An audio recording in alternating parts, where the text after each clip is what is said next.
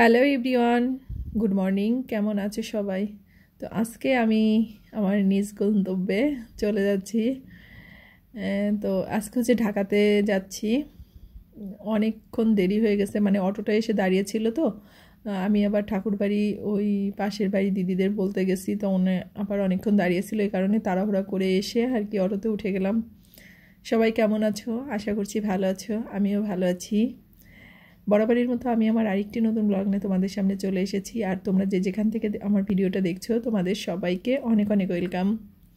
তো দেখো, আমরা অটোতেই আছি আর এত ঠান্ডা আর চারিদিকে কুয়াশা। আমাদের হচ্ছে 9:30টায় গাড়ি।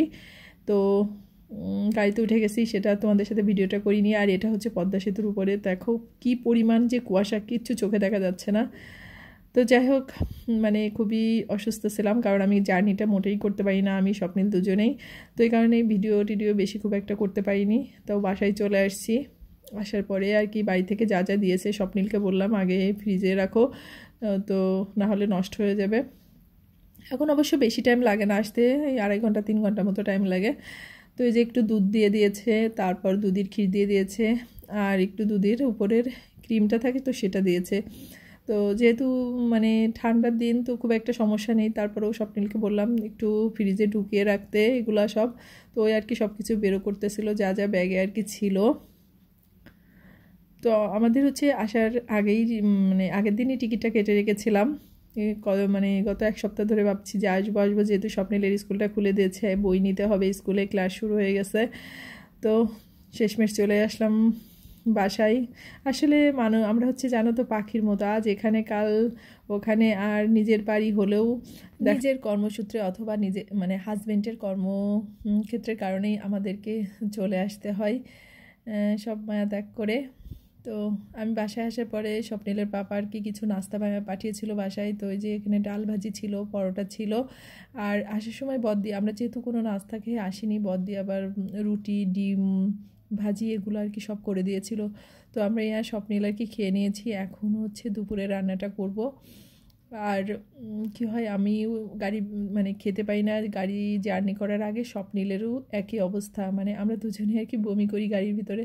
যদিও আর কি জার্নির জন্য যে জয়ট্রিপ ওষুধগুলো থাকে সেগুলো খেয়ে আসি, তারপরেও সেইভাবে কোনো কাজ হয় না। তো আমিও খেয়েছিলাম, স্বপ্নিলও খেয়েছিল। তো আগে তো মানে 8-10 ঘন্টা জার্নি করতাম, কিন্তু এখন 2-3 ঘন্টা জার্নি করতেও অনেক বেশি কষ্ট হয়ে যায়। তো বুঝতে পারি না কিসের জন্য এমনটা হয়। তারপরে যে মাছ কেটে নিয়েছি, যেহেতু জার্নি করে আসছি, তো মোটেই ভালো লাগতেছে না। আর গ্যাসটাও ছিল না বাসায়, একটু বিকালের দিকে আর কি রান্নাটা বসিয়েছি। তো সেভাবে কিছুই রান্না করব না, শুধুমাত্র মাছ রান্না করব আর ভাত রান্না করব, আর একটু আলু সিদ্ধ দিব। আর মানে ভাই আগে ডাল রান্না করে রেখেছিল গতকাল, তো ও জানতো না আর কি আমি আসবো। অল্প পরিমাণে জল মানে ডালটা আছে, তো সেটাকে আর কি জাল দিয়ে নিব। আর কোথাও থেকে আসার পরে না ভীষণই মনটা খারাপ লাগে, মানে তাদের জন্য তো ভীষণভাবেই খারাপ লাগে। স্বপ্নিলের তো একই অবস্থা। ওর তো মানে মানে আসার আগের থেকে ওর ভীষণই মন খারাপ। আমি মানে আরও আগে চলে আসতাম, কিন্তু মানে ও বাসার কথা শুনলে একটু কান্নাকাটি করে, মানে ভালো লাগে না। এ কারণেই আর কি আসাটা হয়নি। তো যাই হোক, ছিলাম তো নিজের বাড়িতেই, তাই না? তো আমাদের যারা বাইরে থাকি আমরা, এভাবেই আমাদের আর কি জীবনটা কাটে। তো যাই হোক, যতটুকু আনন্দে নিয়ে আসছি এটাই হচ্ছে চলার পথে অনেকটাই সাহায্য করে আমাদেরকে ভালো থাকার জন্য। তো মাছ মানে এদিকে রান্নাটা হয়ে গেছে, মাছটাও রান্না করে নিয়েছি, আলুটাও সিদ্ধ করে নিয়েছি। তো এখন হচ্ছে এই আলুটাকে মেখে আর কি খাওয়া দাওয়াটা করে নেব। তো সবাই ভালো থেকো, সুস্থ থেকো, আর অবশ্যই সাবধানে থেকো। তোমাদের সাথে দেখা হচ্ছে আমার পরবর্তী ব্লগে। ভালো থেকো সবাই।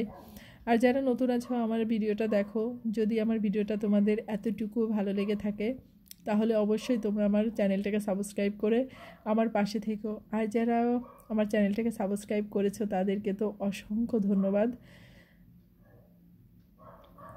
তো এই যে আমার মাছটা আগে মানে রান্না করে যে রেখে দিয়েছিলাম, তো এই যে মাছটা হয়ে গেছে। তো ভালো থেকো, দেখা হচ্ছে পরবর্তী ব্লগে।